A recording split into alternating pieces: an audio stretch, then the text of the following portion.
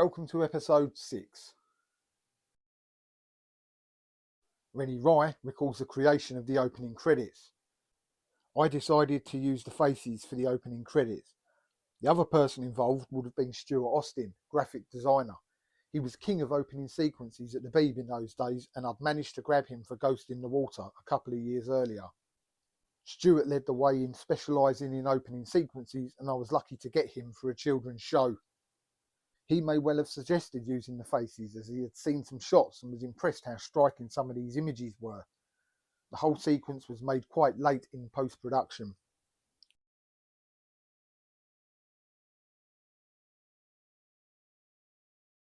Every crew member involved with this scene deserved the highest praise.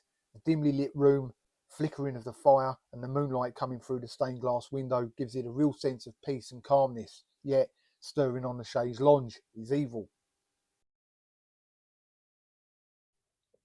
The phenomenal opening and closing theme to the series is the first Noel, from the third movement of Victor Healy Hutchinson's Carol Symphony, composed in 1927. Back in '84, we could only ever listen to a small portion on the episode.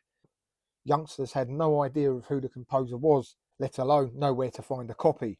Present day, we're blessed with countless options. The soundtrack was released on double vinyl, it's on YouTube, and classic FM broadcaster Zeb Soanes is a huge fan of the series and always plays it on the run up to Christmas.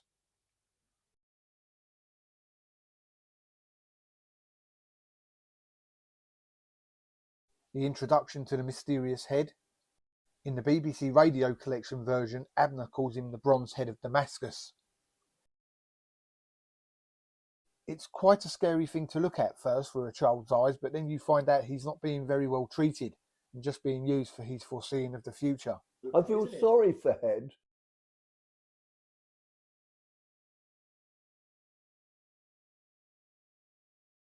It's very sci-fi. I wonder if they drew inspiration from Metropolis.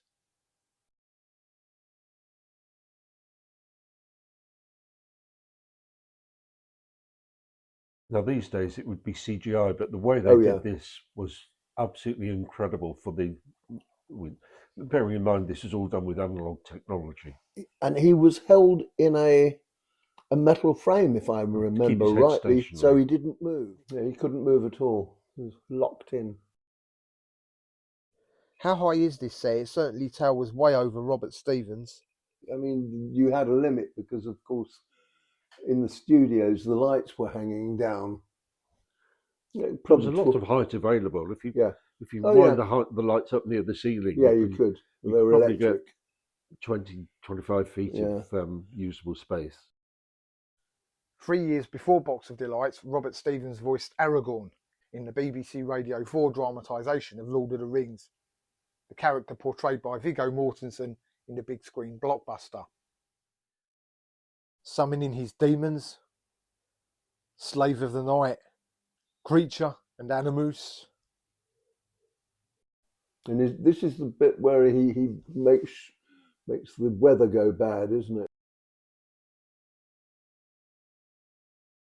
These animators, did they pass their expertise to the younger people coming in at the BBC?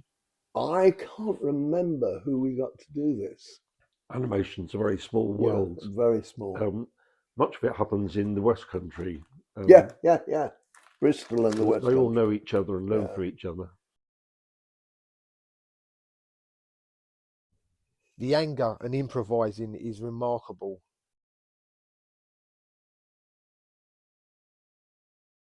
John Mason and Stephen Noonan were presented with their masks by the Princess Royal at the BAFTA Craft Award ceremony held at 195 Piccadilly. The ceremony was hosted by Angela Rippon. And then 2 days later, on the 5th of March '85, Rennie Rye was presented with his BAFTA at the main awards held at the Grosvenor House Hotel. These awards were hosted by Terry Wogan. The citation reader for Rennie's category was Jenny Agutter, widely known for her appearances in The Railway Children and An American Werewolf in London.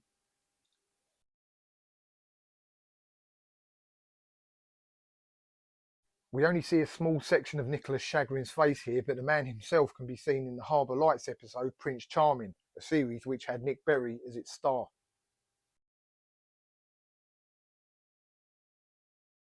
Was there an end of series viewing for cast and crew? I don't remember. I've got a note in my diary about room B209. Oh, right. Yes.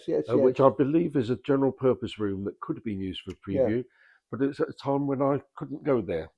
The basement, yeah. What, the large basement room? Yeah. All right. I can't remember that. There wasn't an end of shoot wrap party. No. Because the last shots were night shoots near Reading. Yeah. And once we finished the night shoot, nobody would not want to stay on to have a party in the following evening. They just want to go home. They'll go on and get on with their lives. Yeah. Weird, because most shoots did have a wrap party. Oh, absolutely. We had the equivalent of a wrap party quite early on in the shoot, where everyone came along to a meal, and some people said, "Well, we won't be able to get there for at least another half hour. So could you save a table for us?" And we said, "No, we're not actually working that way with people in tables. The whole idea is it's a getting to know you party, and we're splitting all the departments up so that there shouldn't be any two people for any one department at any one table." And when they came along that bit later, they went one to that table, and they joined people who didn't know each other. That's good. That is good. Going by a conversation in the book with Caroline Louisa, Kay is approximately 12 years old here. He asks if he can drive her to the station, and she says you will not drive any car for 5 years. In 1934, the minimum age to drive was 17. And from that, one could assume that he would be around the 7 to 9 year old mark in the Midnight Folk. Although that's never confirmed, or the space of time between the two stories, he has the likes of teddy bears, so it would make sense he was that kind of age, under the tutelage of Sylvia Daisy.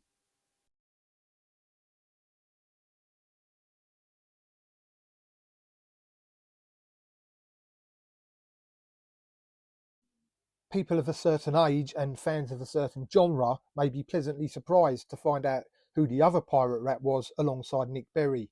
You'd certainly know the face if you didn't recognise the name. Stuart Harwood is the other man credited as a pirate rat. He had a career spanning 4 decades and some fantastic one-off performances in the likes of Lovejoy playing Catesby, Whittaker in the Porridge movie, and the shopkeeper in the penultimate One Foot in the Grave episode, The Dawn of Man.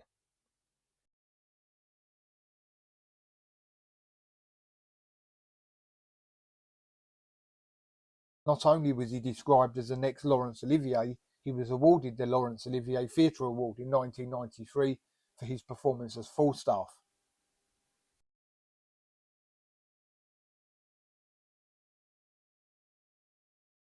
An excerpt from Robert Stevens' autobiography, Knight Errant, Memoirs of a Vagabond Actor. I played Abner Brown, a gangster and a magician who wants the box and keeps chasing after the boy. That boy, what I won't do to that boy. It was a 6-part series, and because of the animation being mixed with real acting, it took a very long time to make. So long, in fact, they were frightened the little boy's voice would break before they had finished. The fact he was off for a while did not allay those fears. He kept growing taller and taller. It was a delightful project, and I received a fair amount of acclaim.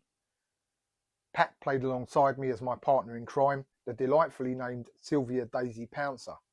This was a very happy time for Pat and me.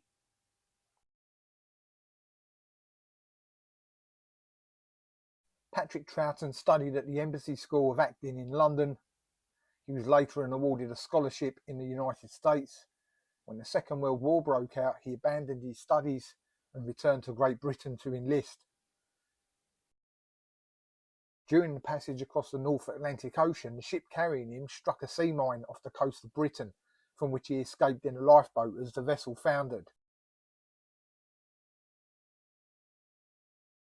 He was deployed on East Coast convoy duty from February to August 1941, and then with the Coastal Forces motor gun boats based at Great Yarmouth from 1942 to 1945, operating in the North Sea and the English Channel. His decorations included the 1939-45 Star, the Atlantic Star, and he was mentioned in dispatches for outstanding courage, leadership and skill in many daring attacks on enemy shipping in hostile waters. Of course, they can't see each other. No, They were recorded at different he's times. in the studio. Yeah. As long as you give them the correct eye line, it works. Location filming can be very intense.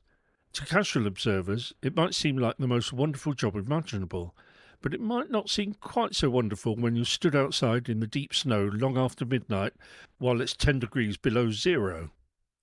Crews often spend a few months working away from home, only getting a full weekend off every second week. It's important to be working with people who all get on together. For the duration of the shoot, you'll be seeing much more of the cast and crew than you will of your family. Don't forget that in 1984 we didn't have cell phones. Phoning home could only be done on landline telephones, and we were often working late into the night. Calls to loved ones often had to be at pretty uncivilised times. In 1953, Patrick became the first man to play Robin Hood on television. Before landing his most famous role as the Second Doctor in Doctor Who, he appeared in the likes of Sherlock Holmes, The Saint, Z-Cars and Maigret. Doctor Who creator Sidney Newman suggested that the Doctor could be a cosmic hobo in the mould of Charlie Chaplin. Patrick Troughton played that description to perfection. Many roles followed after Doctor Who, including The Sweeney, Minder, The Two Ronnies Christmas Special and Inspector Morse. Doctor Who aside, his most notable role came in 1976 on the big screen, playing Father Brennan in The Omen, suffering a very memorable demise.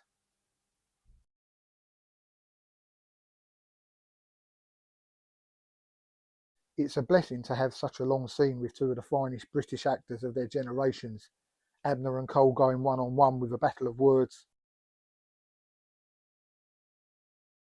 Robert going hell for leather, and Patrick an epitome of calmness. Robert appeared in the 1988 Inspector Morse episode, The Settling of the Sun, playing Sir Wilfrid Mulrain. A review on a Morse website describes the episode as slow and dull. It then states the acting of Robert Stephens is what saves the episode.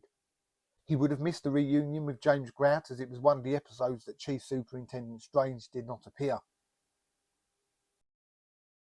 I'd love to know how many times Rennie thought to himself, why have I got myself into all this? Oh yeah, I think he did. And I mean, there were days when I'd go to location with butterflies in my stomach, wondering about what we were going to do. We all love a good explosion. And that particular one, you saw the light go out in the turret, that was a charge that they'd previously used a charge on the roof, and it worked very well. Something like that. They used the same one in a semi-enclosed space, and it took out the roof above it, where there was a guy stood with a lamp, and we had a microphone in the room to pick up the crack of the explosion, and another microphone pointing at the hills to get the boom of the echo, to give it a sense of scale. But we had to quickly fade out the one in the room because the electrician said something along the lines of, "My word, that was loud." I'm not sure that was the phrase he used there. No, you're right. It was one hell of an explosion, though. There were lots of them. I was so happy with the explosions that I saved them and used them on other productions. Yeah, and they were amazing. Who wanted the biggest and best of everything, and he hated all the explosions we had. Box of Delights to the rescue. Did the attempt go well, or were others required?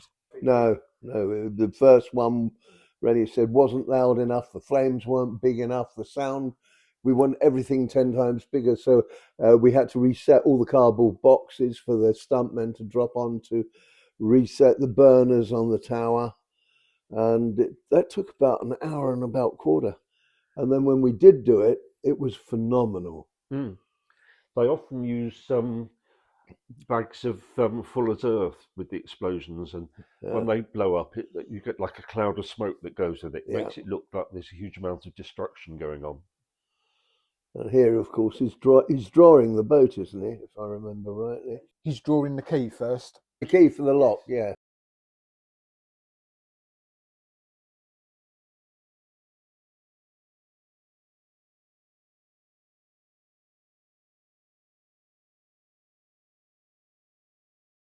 promoting of the series had Devon Stanfield, Simon Barry and Patrick Troughton on Blue Peter on Monday the 19th of November, and one final big push 2 days later on Pebble Mill at 1 with Devin, Robin Lobb and Alan Seymour.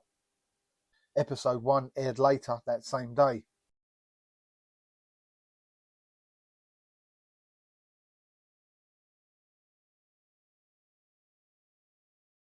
So here with these scenes, it's not just one location. There could be a number of things here. We're intercutting between the studio, the Catherine's Dock, and the canal. Oh yeah. Now this one's quite awkward because in order to get like the water running well, they had to make a dam and break the dam to get the sudden influx of water. And when Putt walks along towards the light, he basically fluffed his line, and he stopped and said, "Oh my God, I am a silly so and so," can we do it again? And the answer is no, you can't. But of course we had to. So the poor special effects people had to drain out the water. If you couldn't have secured the docks, were there alternatives? I looked all sorts of places. I mean, for the canal sequence, I looked at the Brighton sewage system, which is the sea comes in twice or it did. I don't know if it still does, into the tunnels there. I also went to a cave system north of Swansea, where we could have done some of it, but would have been very difficult. Gwern Goffusaf, I think. We could have got the boat in parts and built it there. And then I also looked at the underground cave system in North Yorkshire, but none of them would have worked as well as the places we found, and they did work very well. Of course, the other thing we had to do is we had to get a boat that didn't have an exhaust. That was a problem. So that boat was an electric boat. Were they easy to obtain back then? No. This is an area we can flood because we've built a cofferdam. So no chance of this rising now as you've let your desired amount in? Oh, it can, but yeah. In the story, it's rising continually, but that's about the limit of what we could do in those tunnels.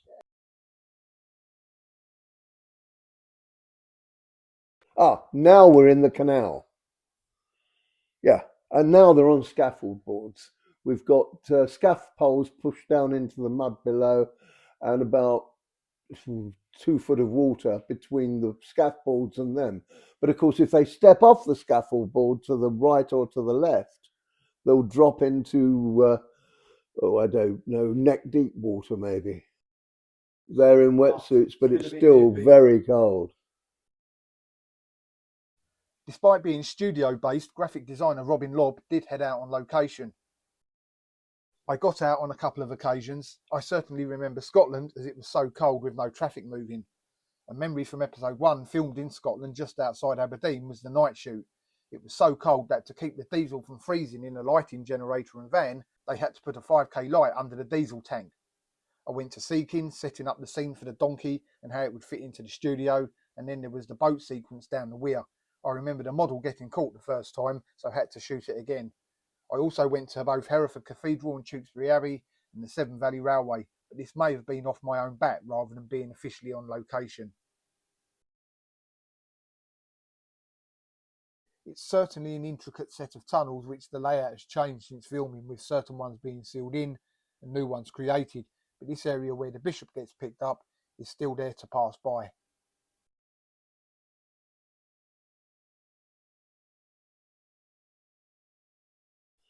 That was a beautiful boat. Beautiful boat.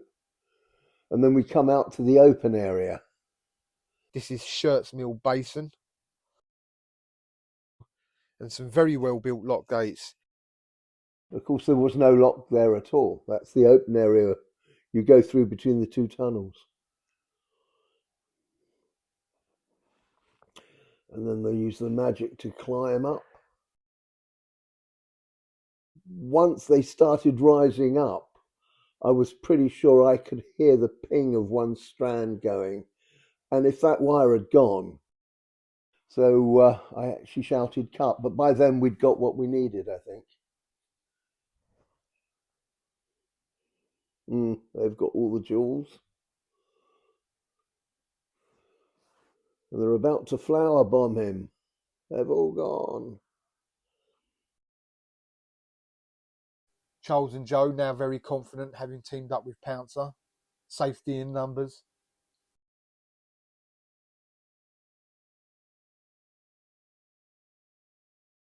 It was the early hours of the morning when Robert hurled himself into the canal.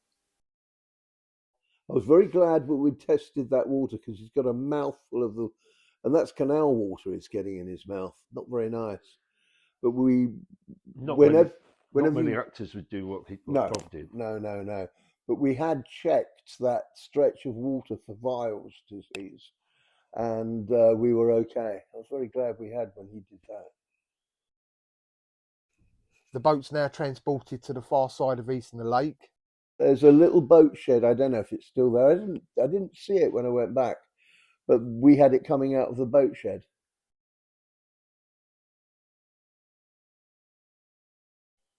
But they've yet to get back to the cathedral for the mass. That does look good.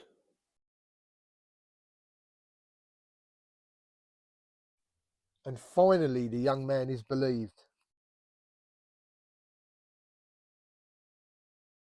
Charles Pemberton played the Chief Constable. First television role was back in 1964 in the unforgettable Crossroads Motel. He played the Cyberman in Doctor Who and Officer Miller in the Porridge movie.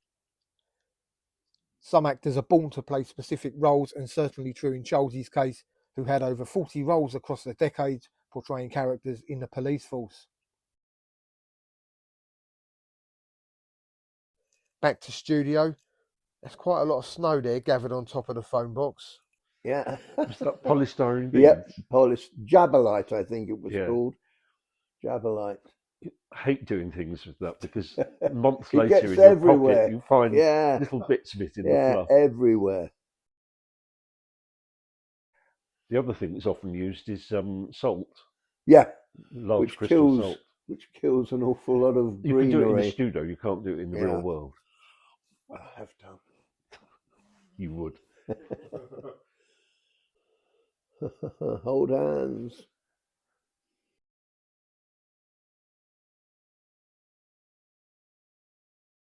I like what Crispin is doing here, reaching out with his hand as if he's being pulled away from them. For all the choir boys that are in this, only 3 are credited: Michael Lewis, Ben Gallagher and Ben Leake, and it still remains their only credit today. Keep your lions away from my unicorns. 44 episodes of Coronation Street for Anne Dyson. Lots of one-off roles in the likes of Sweeney, Love Thy Neighbour and Hammer House of Horror. Box of delights aside, movie fans of the 80s will know her best from the cult classic The Princess Bride.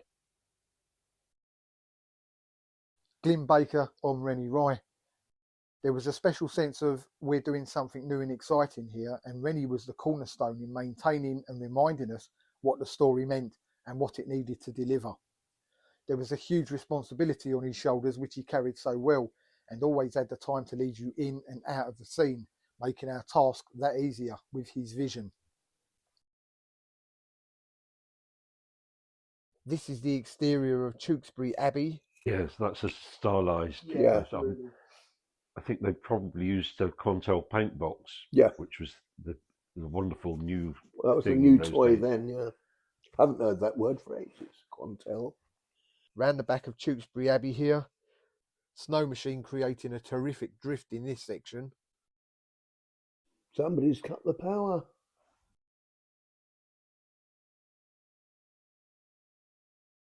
The electrician was played by Dave Mitty. This was his last work in a relatively short career.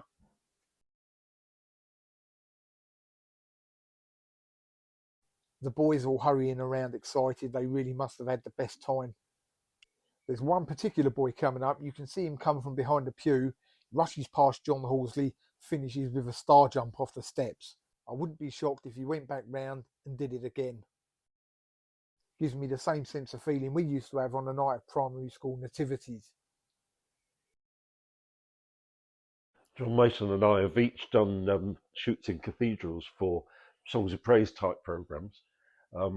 where you light it and do the sound in a completely different way. Neither of us had done a cathedral as a drama shoot, and it gave us new challenges but interesting opportunities because we could put lights and microphones on the Mm. floor. Yeah, which you wouldn't have done for a proper Oh no, service. no. Yeah. There we are, opening the doors. And that was in Hereford, of course. I think I'm probably about to cue the choristers walking in. Why do you think this stands up so well after all this time and has such a special following? A, it's a phenomenal script. B, it's beautifully cast. And C, everybody loved it. The fundamental thing is there's a story, Yeah, and it's a story that kids can take at face value, and adults can look at it and take a slightly more sophisticated take on it. There's also the nostalgia bit. Kids see it as a children's adventure, and adults see it as oh, that's what my nostalgia. parents and grandparents used to do. Yeah. Oh, and here they are processing in with the singing. They were proper choristers. Oh, they were. And they didn't need direction. They just did it properly Yep. because that's their job. Yeah. And it was the choir school from Hereford, the choir school from Tewkesbury, I think. Plus, we brought choristers in from London as well. Yeah. That was quite something. All the singing was live. Yeah. And then the organ comes in as the lights come up. Oh, what a moment. In regards to the choir, when they sing, do you manage to get all this in during one rendition? It's very important with music that you should have a master shot. Yeah. Where one take of the music is used throughout without any edits. You then have to cut into it. And there would be times when we would have, I think we would have replayed on loudspeakers for them to keep the action. And shots like this, I like to do close-ups of the people singing, but without naming names. Some of the principals didn't sing for real, and it seemed wrong to pan along and hear this one and not that one. So I had to forego that particular touch, which I always like.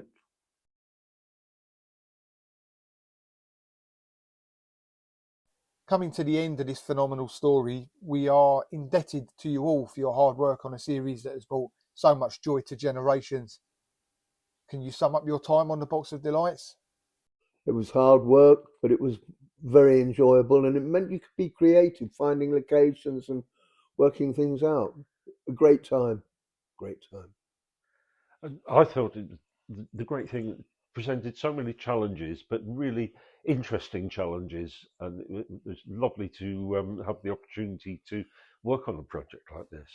And for a train spotter like me to choose a train, choose the coaches and ride up and down the line, I got paid to be in heaven. And there you are at Arley.